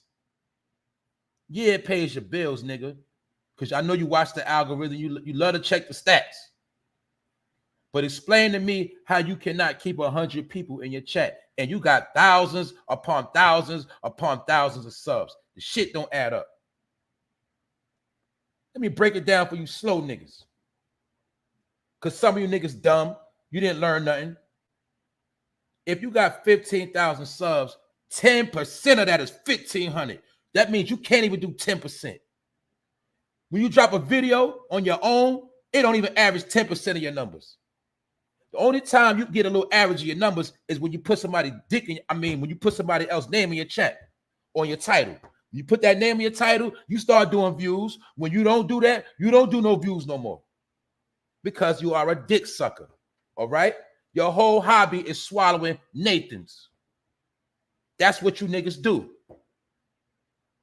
Word up, salute my bro, call outs. I ain't even see you pull up, bro. What up? Now that's the bro right there. I'm telling you, call outs a nigga I get with in real life, and we'll knock niggas out. You feel me? I know for a fact call outs to knock half you niggas out. That's why you need to keep flexing on these niggas, bro. And see, one thing about call outs, he cover many different topics. And he do editing work. So I know he put work in. So I'm going to show you niggas that put in work on YouTube. I know niggas that create real content. And if niggas cover something, they're going to cover it and break it down correctly. And give real opinions. They ain't going to ride in the wood. You did? Niggas ain't going to ride wood. Niggas going to break it down. And at the same time, niggas are well diverse in many, many different topics. That's my point. But some of you niggas, you got 15,000, 20,000. You got mad thousands of subscribers. And you can't do nothing in your life. Mind you, it's not about numbers. I'm talking to certain niggas. You love them numbers, but you know for a fact when you go live, nigga, you got 30, 40 people. If you don't put certain names in there, that's all you're going to do. Let's keep it real. And you always trying to go around other people. You see somebody doing something, you want to try to follow. You want to build yourself around their platform. Nigga, I'm supposed to be following you. You got more subs than me. And you the same, some of y'all the same niggas always jumping on other niggas' platform. You're always jumping to somebody's shit. You always want to drop the link. You always want to be in their chat. You're a certified dick swallower. That's what a lot of you niggas is. And guess what? Nigga, we don't care about no dirty section of YouTube, nigga. We don't care about no beef. Because we can air you out so quick, nigga, that shit it don't even make no sense. A lot of you niggas, you think you want a YouTube beef because you think it's going to keep you popping and you think you're going to try to get you some more subs. But nigga, you got 15,000+. You got 10,000+, nigga. You still struggling? And like my nigga said, all you got to do is check the whole channel views. See? Like my nigga call outs, he got 1 million+ in channel views. You dig? I almost got 250,000 in channel views, and I ain't been out a year. For you number niggas. That's you number nigga. Y'all niggas love to watch the number. You love fucking numbers. But these numbers don't always equal dollars, nigga. And I know a lot of you niggas, you need them numbers to add up so you can pay your bills. That's why when you go live, you struggling, my nigga. A lot of y'all are struggling. Let's keep it solid. And the only reason why I'm saying this, because I see the stuff that niggas be doing. They be doing a little slick, underhanded stuff. And they think nobody gonna say nothing. And let me make this clear too. Shout out to my man P. Y'all know that's my brother. But just because P cool with you, nigga, don't mean I'm gonna be cool with you. All right? And a lot of y'all niggas are suckers. Y'all try to be cool with my man P when he was going through a crisis. A lot of y'all try to use that as an opportunity to try to get in cool with the bro. But guess what? I ain't gonna be cool with you. Just know that. And y'all niggas know who I'm talking to. I know your slick games you be playing. And it's sad because, nigga, you be paying for subs. Y'all niggas pay for subs, and sometimes y'all add extra money to your videos because you don't want to look stupid. You know half the videos you do, it's only going to be like 300 people that watch the shit. 423, some shit like that. So you got to put other niggas' name in your mouth all the time. And that still don't help you. And not only that, you got content creators, like I said, they always want to jack other content creators. Nigga, if I drop a video on YouTube, don't you think niggas on YouTube already saw it, but you gonna still jack that? And I'm not saying it happened to me. I see it happen to other people. You gotta wait till a nigga go live for you to jack their video so you can go live off the same shit he just dropped. You's a bootlegging ass nigga. You the same nigga back in the day that had the table with the fake CDs on it. Nigga, that's you. You just do YouTube videos. You a clown. Y'all know who I'm talking about. It's a lot of these niggas, they clowns, bro. They clowns. That's why I say I got real niggas in my chat. You feel me? The real bros that do content, they pull up, nigga, they speak their piece, they do what they do, and I salute them. And they support me, I support them back. But a lot of y'all, I don't want none of y'all support. Y'all niggas is fake. Period. And they be paying for subs, and they sit, in their mind, they think they better than you and me. Nigga, your channel is fake. For one, you always got somebody sausage in your mouth. For two, when you do a video On your own, them numbers do not look right at all. People do not want to hear shit you got to say. Nothing at all. That's what's sad. And it's a lot of y'all niggas. Some of y'all got over 5,000 subs and your videos don't look right. Your lives don't look right. It don't match up. It don't match up at all. It's about percentages. I also know when a person, it don't mean who in the chat.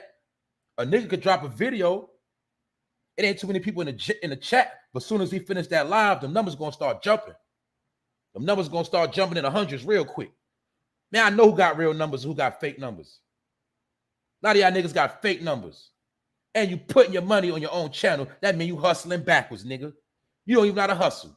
You paying for your own crowd. It's like you get booked for the show, then you pay for everybody's ticket to come see you perform, nigga. You's a clown. You paying for your own people to watch your own show. You a clown. Trust me when I tell you. You niggas ain't slick. You ain't hustlers. You a 3-time loser. You niggas fail in life. You failed at everything you do. Now you failing on YouTube. You niggas destroyed YouTube. You fucked this shit up. You niggas fucked up gangbanging. Everything you niggas touch turning shit. That's a lot of you dudes. Like the bro said, that's right. Just get a job, man. That's why people that got real jobs, they winning right now. Because they cashing them checks. And if you gotta do both, if you gotta cash that check and hustle, salute to you too. Even if you gotta hustle and you're a good hustler, salute to you too. Salute to everybody that know how to grind and get it how they live and don't gotta play the role of a sucker to get $1. I'm saluting all y'all. I'm saluting everybody that stay on their grind and stay focused. I'm not supporting no meat huggers and no jacking ass niggas. Because that's what y'all be doing. You ride dick. And it's sad. And nigga, I know right now you hurt because you know I'm talking to you. And you know I'm talking to. That's why I'm not giving no more passes no more. Every time y'all do something slick, I'm going to call you out. Nigga know I come on in the morning. He want to try to drop a video in the morning. You's a sucker ass nigga. Me and the bro come on at night. He want to try to drop something right 15 minutes even before we come on or 15 minutes after. So nigga, if you the one that did that, I'm talking to you. And any of my bros, any of my people, if you drop before me, after me, while I'm on, this ain't to you because y'all my people. I don't care about my people when they drop their videos. I'm the type of nigga, if I see my niggas drop, my peoples drop, I'ma wait. But y'all know my slot. I know a lot of y'all slot. I know a lot of y'all coming in the afternoon. A lot of people I rock with coming in the afternoon. I be chilling. A lot of time throughout the day, I be doing other things. I don't be on YouTube or during certain hours. Usually from 10 to 6, I'm not online. I got other things to do. But when I get a chance to pull up, I pull up. A lot of time I miss my people live. I told y'all that. But some of you niggas, you sit back all day.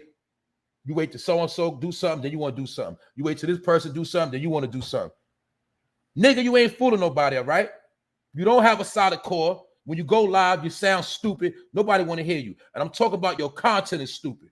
Let's get that clear. Your content is like a 6th grade level. Your content is stupid. And that's why I told you I never seen so many niggas come out of jail and be stupider than when they went in. Nigga, what did you learn in jail? Was the whole time you was just hiding out? How come you ain't learned nothing, nigga? You always brag. Y'all niggas brag about how much time you did, but I swear to God, a lot of you niggas can't even read. You niggas can't read. I thought when you get locked up, you're supposed to study books. You're supposed to learn something. Shout out to my brothers that did their bid and came home smarter. Shout out to my brothers that went to jail and are very articulate. Got good grammar. Got reading and comprehension skills. I'm talking about them niggas when they talk, they be rambling. They can't even speak a straight sentence without rambling. That means going all over the place. You can't even stay focused on what you're talking about. I'm not talking about my individuals. I ain't talking about how nobody talk. I'm not talking about how you say your words. I'm talking about how you communicate with your audience. That's what I'm talking about. A lot of you niggas are dumb. That's why I told you ain't no bitch gonna sit there and listen to you because you stupid. That's why a lot of niggas that can't communicate, they gotta put hands on their woman because their woman ain't trying to hear that shit. You a clown, nigga. And that's half you niggas. You are stupid. Salute to John Beckno, American Links. I had to throw that shot out there because niggas be doing a little slick shit. That's all I'm saying. They do a little slick shit, and let me clarify it. Nigga, you paid for your subscriptions. When you go live, you got thousands of people. Why you can't keep 100 in your chat? My bros, my niggas that got that you might not average 100, but I seen you plenty of times with 100 in your chat. I see you with $150, $120, and you got thousands. Salute to y'all. I'm talking about the niggas that can't never keep 100 in their chat, but they got 15,000 subs. Nigga, your page is fake, nigga. And it's another dusty ass bitch. She's a female. Or she's a female dog, should I say. She got a lot of thousands on her page, but her videos don't do nothing either. And she always talking about somebody. Always got somebody's name in her mouth. And she can't do nothing without doing that neither. And she don't even go live because she know ain't nobody going to be in her live. I see people with over 5,000, 7,000 subs. But when they try to be positive, they try to talk smart, nigga, 250, 300. And this person had the nerve to say I was boring.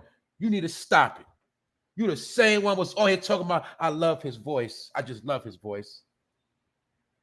You another meat hugger. So I'm going to throw my shots because you threw shots at me first. So don't think I ain't hear what you said. Y'all got thousands of views, thousands of subs, but under 50 people in your chat, and it don't make sense. And to top it off, y'all been on YouTube for over about 2-3 years now, and you still can't fill up a room. That's sad. You know why? Because you fake and nobody want to listen to you. But salute to my real bros. Salute to my real sis. Salute to my real content creators. Thanks everybody for pulling up. Salute my man Callouts. You did, because he ain't have to pull up. He do his own content. My man Pone Striller, he ain't have to pull up. He do his own content. You did. The Jew Show, she ain't have to pull up. She do her own content. Hold up, let me see what else up here. Also, go subscribe to my man Callouts TV. Go subscribe to Pone Striller. You did. Go subscribe to Drewski from the Juice Show. Who else in here? My man Helping a Vision. That's my man right there. He always going to tell you what it is. He going to tell you about the word. Or you're helping. I want you to pull up one day so we can talk about something too, bro. My man Mr. X always supporting. Who else in here? Y'all already know. Salute to Rondell's Unpopular Opinion. Go subscribe to her as well. All my peoples be on their grind. They do what they do. Know that. Who else in here? My man Aaron Brown. What up?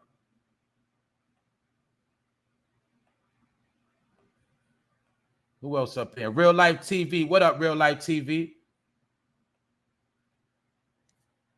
Support Real Life TV. My man American Links. What up, bro? Been putting up since day one.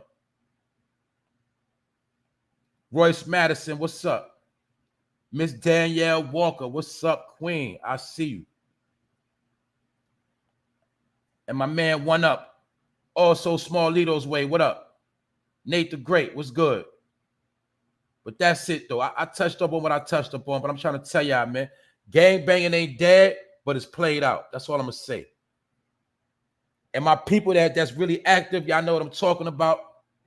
This ain't about no disrespect, because I know my people that's really active, they moving the right way. They moving a whole nother way. I'm talking about the promotion of it, the commercialization of it. It's played out.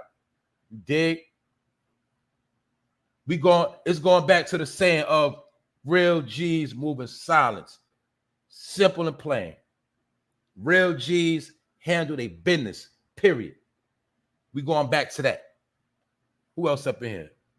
So I'm about to slide out.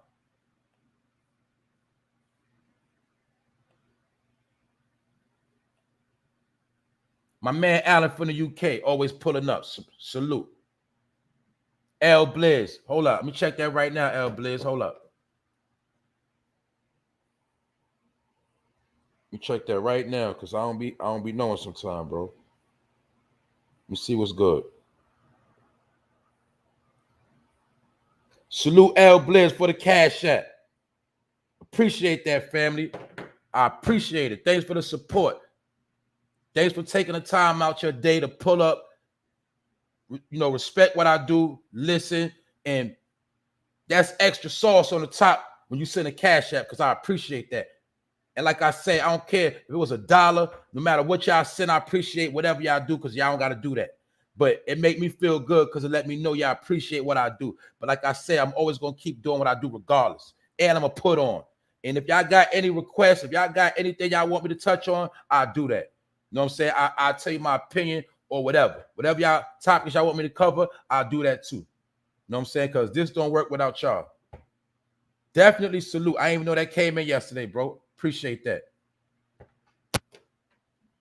Other than that, salute to my family. Salute to all y'all, because y'all my fam. You heard?